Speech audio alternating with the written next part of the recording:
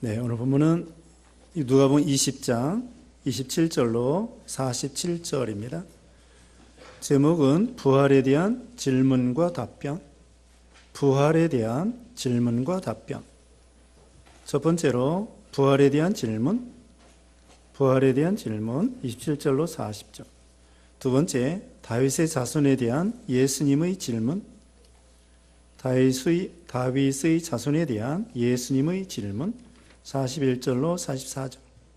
세 번째, 외식하는 종교가들을 경계하심. 외식하는 종교가들을 경계하심 45절로 47절입니다. 특별히 여기는 부활에 대해서 질문을 하고 있습니다. 부활이라는 것은 다시 살아난다. 다시 살아난다는 것이 부활이죠. 우리 죽은 자가 어떻게 살아나느냐? 여기 성경에 지금 거기에 대해서 의문하는 사람에 대해서 질문에 대한 답을 해주고 있습니다. 27절에 부활이 없다고 주장하는 사두개인들 중 어떤 이들이 다가와서 예수님께 물어 말하였다. 선생님, 모세가 우리에게 기록해 주기를 만일 어떤 사람의 형이 자식이 없이 아내를 남겨두고 죽으면 그 동생이 그 형수를 취하여 자기 형의 대를 이어주어야 한다라고 하였습니다. 여기 사두개인이 나와요. 사두개인.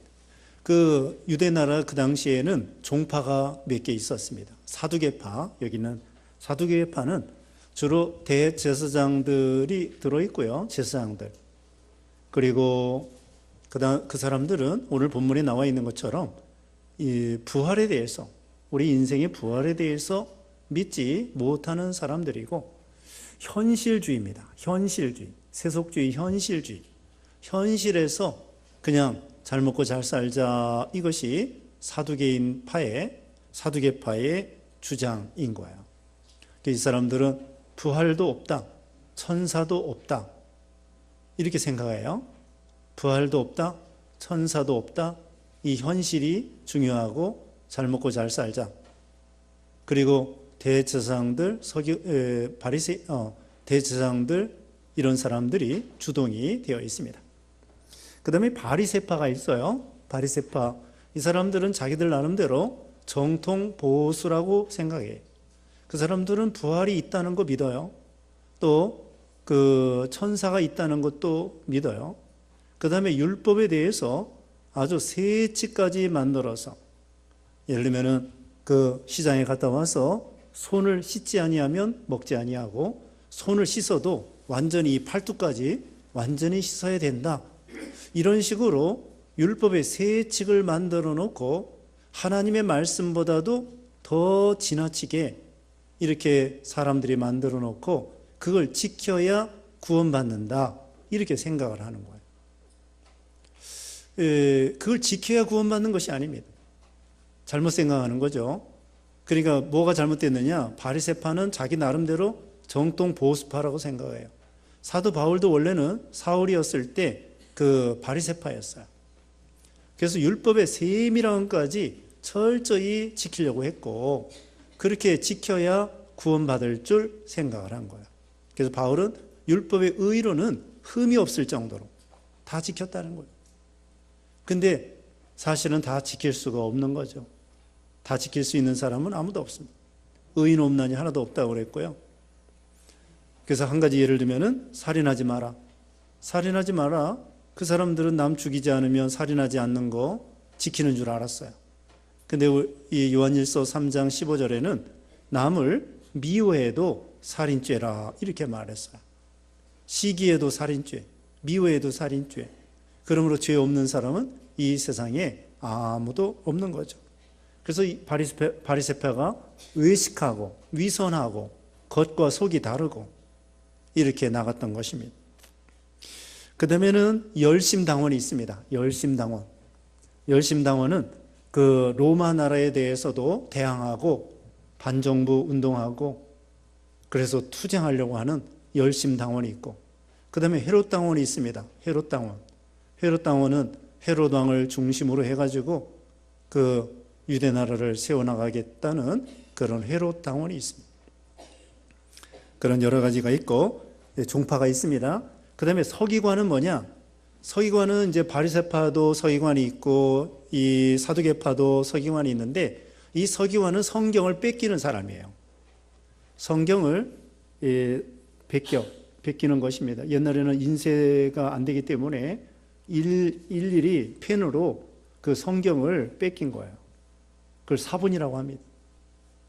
그래서 성경을 뺏기다 보니까 성경 박사가 된 거예요, 이 사람들이. 성경을 뺏기다 보니까 성경을 연구하고 성경의 내용을 너무나 잘 아는 거죠. 그래서 예수님이 탄생했을 때에도 헤롯 왕이 몰랐어요. 야, 그리스도가 탄생했다고 그러는데, 왕이 탄생했다고 하는데 어디 있는가 알아봐라. 그랬더니 서기관이 딱 미가 5장 2절에 유대 베들레헴아 내가 유대 거울 중에 작지 아니하도다. 분명히 메시아는 그 베들레헴에서 탄생했을 겁니다. 딱 맞추는 거예요. 성경 박사예요. 그런데 자기들은 행하지는 않아요. 가르치기는 열심히 가르치는데 행하지는 않는 거예요. 그게 이 서기관들이 잘못된 거예요. 그래서 이제 사두개파가 무엇이냐? 부활을 믿지 못하는 지파예요. 28절에 예수님에게 물어봤습니다. 그 구약에 계대 혼인법이 있어요. 계대 혼인법. 그건 뭐냐면은 그 형제가 있으면은 처음에 이제 그 큰아들을 하고 어떤 여자가 결혼을 했어요. 근데 어떻게 불행하게 큰아들이 일찍 죽었어요. 근데 작은아들이 아직 결혼을 안 했어요. 그러면은 그 형수하고 결혼해서 같이 살아가지고는 그 아이를 낳으면 첫 번째 아들을 형님의 이름으로 대를 이어주는 거예요. 그리고 형님의 그 밭이나 이런 땅을 나눠주는 거예요.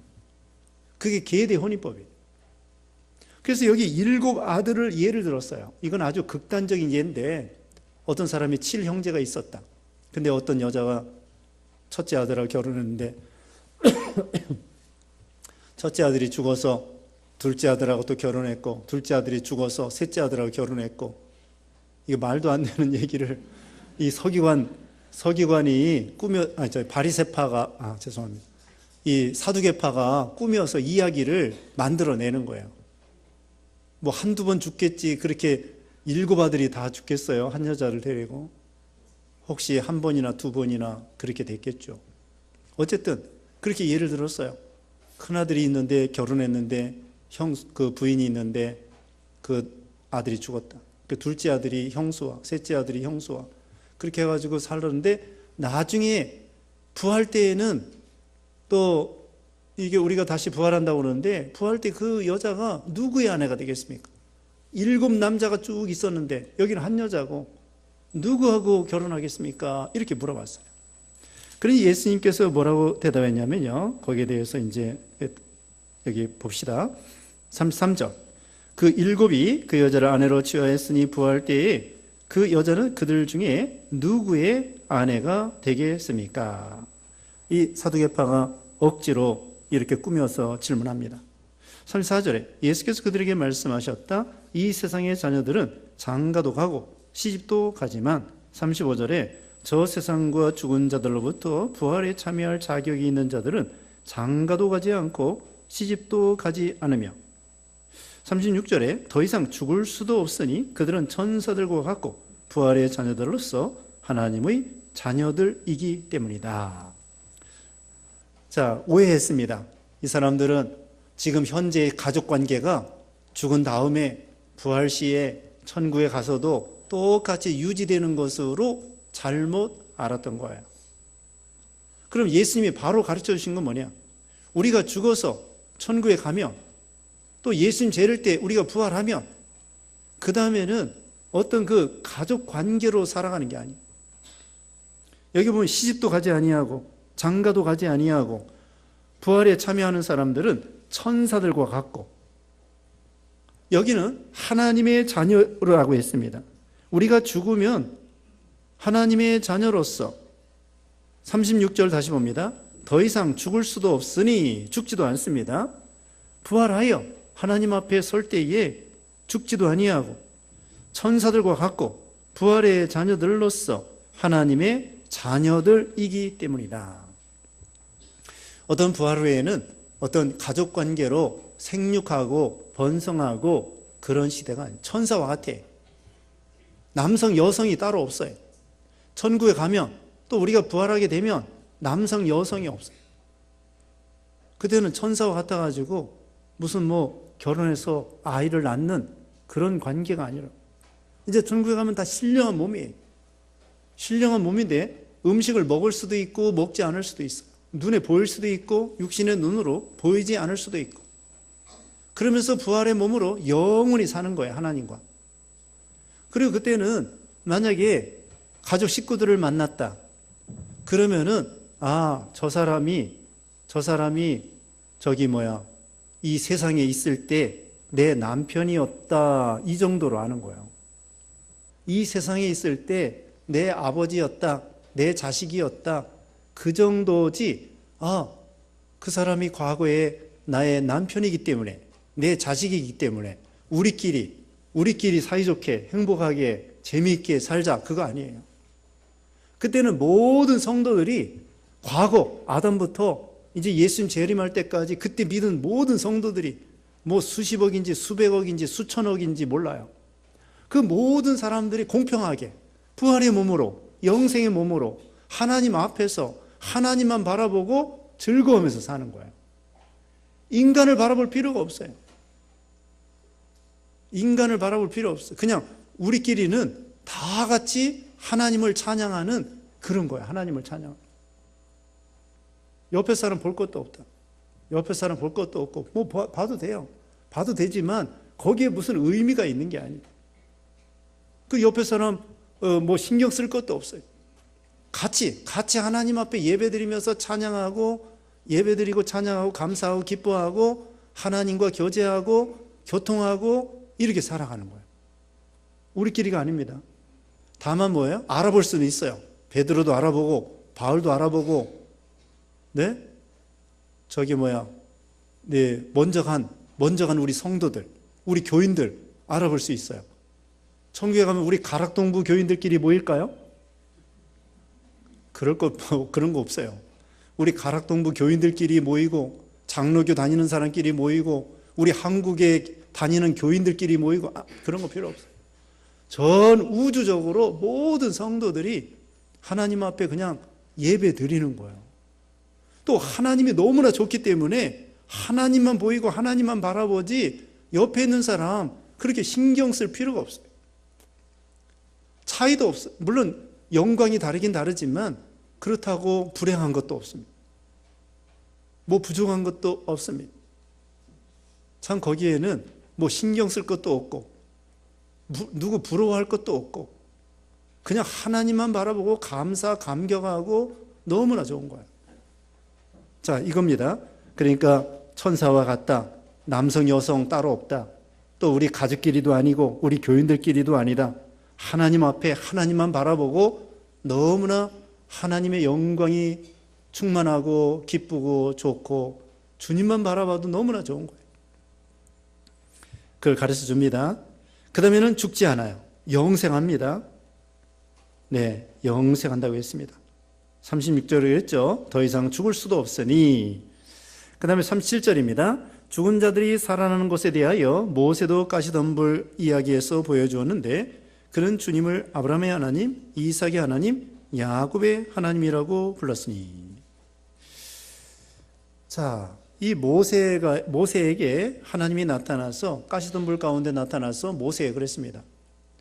나는 내 조상 아브라함의 하나님, 이삭의 하나님, 야곱의 하나님이라 이렇게 말을 했어요. 자, 아브라함은요 모세보다 600년 전 사람이에요. 예수님이 오시기 전에 2000년 전 사람이에요. 그리고 모세는 아브라함보다 600년 후고 예수님이 오시기 전에는 1400년 전 사람이에요. 네, 좀 복잡하지만 아브라함은 예수님이 오시기 전에 1000년 전 사람, 모세는 예수님이 오시기 전에 1400년 전 사람. 그러니까 아브라함으로서 얼마 지난 다음에 아브라함으로서 600년 지난 다음에 모세 시대예요. 모세 시대라고.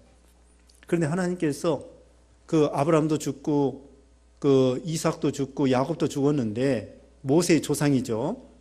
몇백 년 전에 죽었는데 모세에게 그러는 거야. 모세야, 나는 너의 조상 아브라함의 하나님, 이삭의 하나님, 야곱의 하나님이니라 이렇게 말했어요. 그때 모세가 그걸 믿은 거죠. 하나님은 아브라함의 하나님, 이삭의 하나님, 야곱의 하나님을 믿었다는 거예요. 그럼 그게 무슨 뜻이냐? 우리 예수님이 해석해 주십니다. 38절에 하나님은 죽은 자들의 하나님이 아니라 살아있는 자들의 하나님이시다. 하나님께서는 모든 자들이 살아있기 때문이다. 자, 하나님은 죽은 자들의 하나님이 아니라 살아있는 자들의 하나님이다. 이렇게 해석을 하셨어요. 이건 뭐냐? 우리 아브라함이 살아있고 이삭이 살아있고 야곱이 살아있다고 모세에게 말해주는 거예요. 그러니까 아브라함이 천국에서 그 당시에 살아있고요. 모세에게 말하는 거예요. 아브라함에게 야, 나는 네 조상 아브라함의 하나님, 야곱의 하나님, 이삭의 하나님인데 그걸 예수님이 해석하는 바에 의하면은 내 조상 아브라함이 지금 천국에 살아있느니라. 또 내 조상 이삭이 살아있느니라.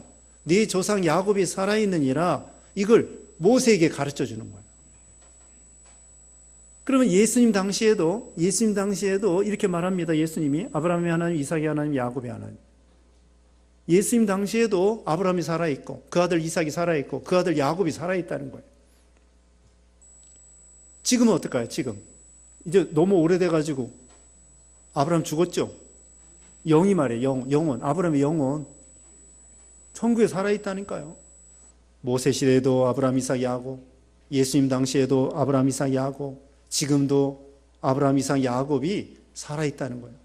아브라함이 죽은 지가 지금부터 4,000년 전이에요. 4,000년 전.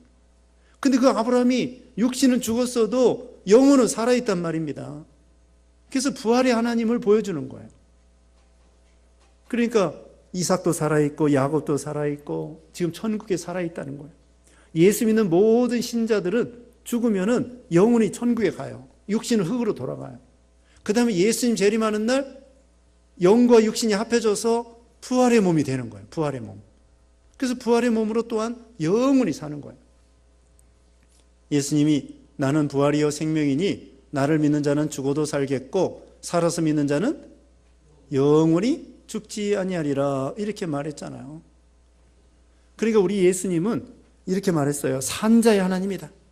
살려주는 하나님, 생명의 하나님이셔요. 하나님 죽었어요? 살았어요? 우리는 죽은 하나님을 믿지 말고 산 하나님을 믿어야 돼. 아니, 하나님은 살려주는 하나님이에요. 아브라함 살려줬다니까요. 하나님 나라에 그 영혼이 살아있어요. 이삭 지금 살아있어요. 야곱 살아있어요. 모세도 살아있어요. 에녹도 살아있어요. 엘리야도 살아있어요. 예수 믿는 모든 과거에 예수 믿는 모든 신자들은 영원히 하늘나라에 살아있는 거예요. 그래서 하나님은 우리 예수 믿는 신자들에게 생명을 주시는 하나님, 생명을 주시는 하나님. 생명의 근원이시기 때문에 하나님과 우리가 예수 믿음으로 생명이 딱 이제 붙어 있어요. 포도나무와 포도나무 가지가 딱 붙어 있어서 우리 하나님이 영생하는 것처럼 우리도 영생하는 거예요. 이제 죽고 싶어도 못 죽어요. 육신은 죽어도 영혼은 하나님이 절대로 죽지 않게 우리를 보호해 주시는 거예요. 생명사계로 딱 보호해 주셔가지고. 영혼은 죽지 않습니다. 영혼은 죄를 짓지 않습니다. 육신이 죄를 짓는 거예요. 그러니까 참 아브라함이 살아있고 야곱이 살아있고 이삭이 살아있고 모세도 살아있고 또 예수님 당시에 베드로, 야고보, 요한 또 예수님의 12제자 바울을 비롯해서 그 영혼이 천국에서 살아있는 거예요. 그리고 예수님 재림할 때 부활하게 된다. 이걸 가르쳐 주는 거예요. 우리 교인들 중에서도 먼저 죽은 성도들이 있습니다. 육신은 흙으로 돌아갔지만 예수님 재림하는 날 그 영혼이 육신과 합해져서 부활하게 돼요. 그리고 지금 영혼은 천국에 살아있어요. 이걸 가르쳐 주는 거예요. 천국에서 그 영혼이 살아있다. 39절입니다. 그러자 서기관들 중 어떤 이들이 대답하여 말하기를 선생님 잘 말씀하셨습니다 하고 그들이 감히 예수께 더 이상 아무것도 질문하지 못하였다. 그 다음에 이제 41절입니다. 예수께서 그들에게 말씀하셨다. 어찌하여 사람들이 그리스도를 다윗의 자손이라고 말하느냐. 다윗 자손이 시편에서 말하기를 주께서 내 주께 말씀하셨다. 내가 네 원수들을 네 발받침대로 삼을 때까지 너는 내 오른쪽에 앉아 있어라라고 하였다. 다윗이 이처럼 그리스도를 주님이라고 부르는데 그가 어떻게 다윗의 자손이 되겠느냐. 참 예수님이 질문을 했습니다. 사람들은 그리스도가 다윗의 자손이라고 말한다는 거예요. 그렇죠. 예수님이 그리스도로서 다윗의 자손입니다. 그래서 마태복음 1장에 보면은 족보에 예수님이 다윗의 자손인 거 나와 있어요. 그런데 구약 성경 여기 시편 110편 1절에 보면은 지금 42절에 나온 건데요. 주께서 내 주께 말씀하셨다. 내가 내 원수들을 네 발받침대로 삼을 때까지 너는 내 오른쪽에 앉아 있어라. 이렇게 말했다. 여기 주께서 내 주께라고 하는 것은 그 앞에 주는 성부 하나님을 가리켜요. 뒤에 주는 예수 그리스도를 가리켜요. 성부 하나님께서 성자 예수님에게 말했다. 내가 네 원수들을 네 발받침대로 삼을 때까지 너는 내 오른쪽에 앉아 있어라. 성부가 성자 예수님에게 원수로 발받침대, 성자의 발받침대로 삼을 때까지 성부 하나님의 오른쪽에 앉아 있어라 이렇게 말했다는 거예요. 그러니까 다윗이 예수님을 주라 그렇게 말한 거예요. 참 이게 족보가 어렵죠. 이 예수님이 보통 다윗의 자손으로 오셨다는 거 사람들이 다 알고 있어요. 근데 구약시대에 다윗이 오히려 자기 자손, 그리스도가 자손이라고 그랬는데 왜 그리스도를 또 주라 이렇게 말했느냐 이거예요. 성부께서 성자 그리스도에게 너는 내 오른쪽에 앉아 있어라. 주님께서 성부 하나님 주님께서 성자 예수님 주에게 이렇게 말했다는. 그러니까 다윗은 예수 그리스도를 주라 그랬단 말입니다. 그러니까 사람들이 대답을 못하는 거예요. 이거 어떻게 하지? 헷갈리네. 예수님이 다윗의 자손이라고 해놓고 그런데 또 성경 시편 110편 1절에는 다윗이 그리스도를 주라 해놓고 어느 말이 맞느냐. 우리가 보통 다윗이 예수님이 그리스도로서 다윗의 자손이라고 말하고 한편에는 다윗이 또 예수님을 주님이라고 하고 이게 어떻게 된 거냐 이거예요. 어떻게 된 거죠? 네, 신성과 인성이 있습니다. 예수님이 인성으로는 다윗의 자손이에요. 이 몸, 인성으로는 아브라함, 이삭을 낳고 그 다음에 다윗이 솔로몬을 낳고 솔로몬은 누구를 낳고 그렇게 쭉 해가지고는 나중에는 예수님이 나와요. 다윗의 육신의 자손 가운데. 그러니까 예수님의 육신의 자녀로서는 다윗의 자손이에요. 인성으로는 다윗의 자손이에요. 그러나 신성이 있어요. 신성은 하나님의 아들로서 만왕의 왕 만주의 주로서 우리 다윗이 예수님을 주님 이렇게 말한 거예요. 아브라함도 예수님을 주님 그렇게 말한 거예요. 오실 예수님을 믿었거든요. 그러니까 육신적으로는 다윗이 예수님이 인성으로는 다윗의 자손이지만 신성으로는 하나님의 아들로서 다윗의 주님이 되시는 거예요. 자, 아시겠죠? 자, 인성으로는 다윗의 자손이고 신성으로는 다윗이 예수님을 주님이라고 말해야 돼요. 육신적으로는 예수님이 다윗의 혈통으로 태어나셨기 때문에 인성으로는 다윗의 자손이지만 신성으로는 하나님의 아들로서 다윗도 예수님을 향하여 주님 이렇게 말했다는 거죠. 그게 다윗도 예수님을 믿어서 구원받은 거예요. 사실 예수님의 부친 모친이 누구예요? 요셉과 마리아죠. 근데 예수님은 동정녀 마리아를 통하여 오셨어요. 요셉 상관없이. 그래서 예수님은 육신적으로는 마리아의 아들이에요. 인성으로는 마리아의 아들이에요. 근데 마리아도 예수님을 믿음으로 구원받았어요. 그리고 예수님은 하나님의 아들로서 모든 인류가 예수님을 믿음으로 구원받는 거예요. 예수님의 조상들은 예수님이 오실 것을 믿고 구원받고 그 다음에는 다른 모든 인류들은 이미 오신 예수 그리스도를 믿음으로 구원받는 거예요. 그러니까 예수님의 신성과 인성이 있다, 이걸 기억하면 쉽게 해결이 돼요. 인성으로는 누구의 자손이에요? 마리아의 자손이고 다윗의 자손이고 아브라함의 자손이고, 내내 아브라함이 이삭을 낳고 이삭이 야곱을 낳고 쭉 해서 또 다윗은 솔로몬을 낳고 이렇게 쭉 해서 결국은 예수님이 그 육신이 그렇게 그 자손으로 태어난 거예요. 근데 신성으로는 뭐예요? 하나님의 아들이란 말이에요. 신성으로는 하나님의 아들이고 모든 인류가 예수님을 믿음으로 구원받는 거예요. 아브라함도 누구를 믿음으로? 예수 그리스도를 믿음으로. 이삭, 야곱도 예수 그리스도를 믿음으로. 모세도 예수 그리스도를 믿음으로. 또 누구의? 다윗도 예수 그리스도를 믿음으로. 그렇게 구원을 받는 것입니다. 그러니까 인성과 신성이 있다, 그걸 기억하시면 됩니다. 그런데 이 서기관들, 바리새인들은 그걸 대답을 할 수 없었습니다. 45절, 모든 백성이 듣고 있을 때에 예수께서 자신의 제자들에게 말씀하셨다. 서기관들을 조심하여라. 그들은 긴 예복을 입고 다니기를 원하고 장터에서 인사받는 것과 회당에서 높은 곳에 앉고 잔치에서 상석에 앉는 것을 좋아한다. 그들은 과부들의 가산을 삼키고 남에게 보이려고 길게 기도하니 이런 자들은 더 엄중한 심판을 받을 것이다. 여기 서기관들을 조심하라고 했는데요, 마태복음 23장에는 바리새인들을 포함해가지고 바리새인들과 서기관들을 책망했습니다. 이 사람들이 뭘 잘못했느냐? 외식을 했습니다. 위선을 했습니다. 겉으로는 거룩한 체하고 근데 속으로는 죄짓고 더럽게 돌아다니고, 그 다음에는 선생으로서 장터에서 여기 보면 인사받고, 회당에서 높은 자리에 앉고, 잔치에서도 상석에 앉고, 교만하고 높은 자리 좋아해요. 높은 자리 좋아합니다. 근데 우리 예수님은 겸손하셨어요.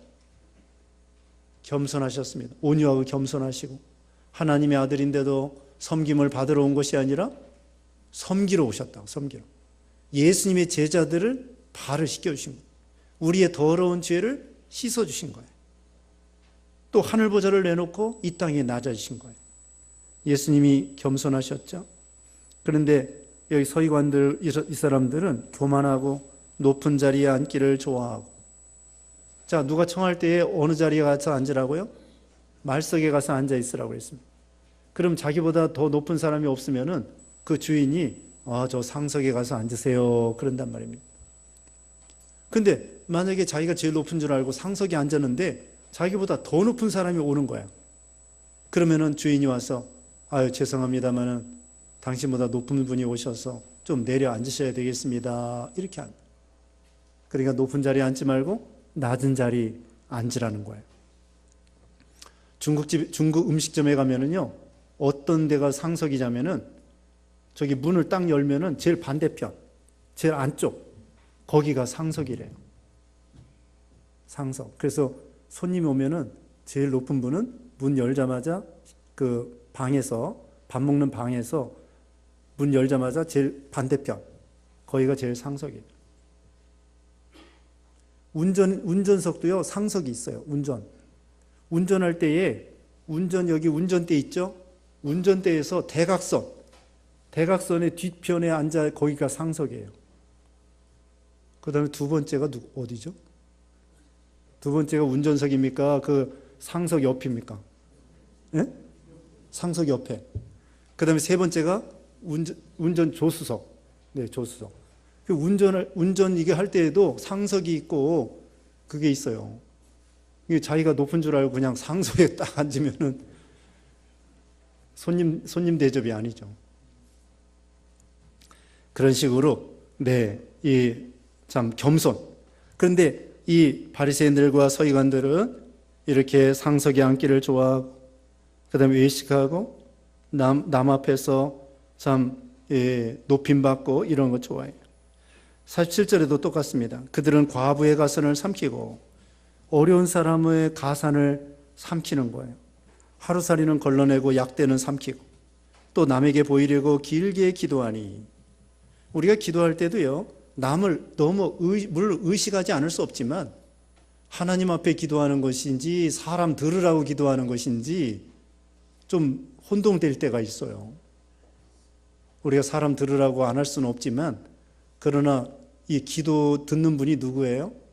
하나님 아버지가 듣는다. 어떤 사람은 기도 못한대요. 기도 못하는 건 그게 무슨 뜻이냐면은 사람 듣기 좋게 못한다는 뜻이에요. 그게 사람 듣기 좋으라고 기도 잘하고 그런 걸 말하는 것이 아니라 우리는 하나님 앞에 그냥 기도하는 거예요. 어린아이들이 하나님 앞에 엄마 아빠에게 뭐 달라고 할 때에 그냥 달라고 하잖아요. 어려운 게 아니라. 또 길게 기도해서 엄마 아빠가 들어주는 거 아니에요. 그렇게 대표 기도할 때에는 짧게 해야 돼. 이 사람들은 어떤 때는 시장 앞에서 기도해요. 여기 길거리에서 손 들고 거룩한 채 하고 이 서기관들 바리새인들이 시장 앞에서 서기관 자기네들 입는 옷이 있다고 딱 보면 알아요. 저분은 참 공부 많이 한 서기관이구나. 성경 박사구나. 근데 그분이 딱 하니 손을 들고 하나님께 기도하는 거예요. 야, 저 사람 참 믿음 좋은 사람이구나. 그렇게 이제 하도록 이 서기관들과 바리새인들이 남 보이려고 길게 기도한다는 거예요. 우리가 대표 기도할 때에는 짧게 하셔야 돼요. 혼자 기도할 때는 길게 하고 대표 기도는 짧게 하셔야 됩니다. 그리고 남 들으라고 기도하지 말고 하나님께 아뢰는 그런 기도를 해야 돼요. 어떤 사람은 기도할 때 설교하는 분이 있어요. 내 대신 설교 다 해요. 제가 할 게 없어요. 그냥 혼자 다 설교를 해놨기 때문에 제가 할 게 없더라고. 어떤 때는 교인들에게 훈계하는 기도, 아니 하나님께 기도해야 되는데 교인들 들으라고 훈계하는 기도, 네, 그런 기도는 합당치 않습니다. 하나님 듣도록 그렇게 기도를 하셔야 돼요. 그 다음에 이런 자들은 더 엄중한 심판을 받는다. 마태복음 23장에 보면은요, 엄하게 우리 예수님께서 책망했습니다. 잔과 겉이 다르다는 거예요. 겉은 깨끗한데 속이 더럽다고 그랬고, 마태복음 23장 계속해서 보면은 회칠한 무덤과 같다고 했습니다. 그 유대 나라는 그 바위에 무덤을 파가지고 겉에는 하얗게 칠해. 겉에는 깨끗하다. 근데 속에는 썩은 냄새가 나는 시체가 있다는 거죠. 우리도 남들 보기에는 거룩한 것 같아도 정말 하나님 앞에 거룩한 신자가 되었는가, 그걸 살펴보고 남 보는 게 중요한 것이 아니고 자기 자신이 하나님 앞에 깨끗하고 이것이 중요하다는 것을 가르쳐 주고 있습니다. 잠시 기도하겠습니다. 같이 기도하겠습니다. 거룩하신 하나님 감사합니다. 우리는 서기관들과 바리새인들처럼 외식하지 않게 하여 주시고 우리 속부터 늘 회개하고 정결하고 양심을 쓰는 우리 신앙들 되게 하여 주시옵소서. 참으로 우리를 하나님께서 죽어도 살게 하시고 부활의 소망 주심을 감사합니다. 아브라함, 이삭, 야곱이 지금 살아있는 것처럼, 모세가 살아있는 것처럼 우리 앞서간 우리 성도들도 다 살아있고 또 우리도 예수님 재림할 때에 다 부활할 것이고 이런 소망을 가지고 믿음으로 살아가는 우리 모두가 되게 주시옵소서. 예수님의 이름으로 기도드리옵나이다. 아멘.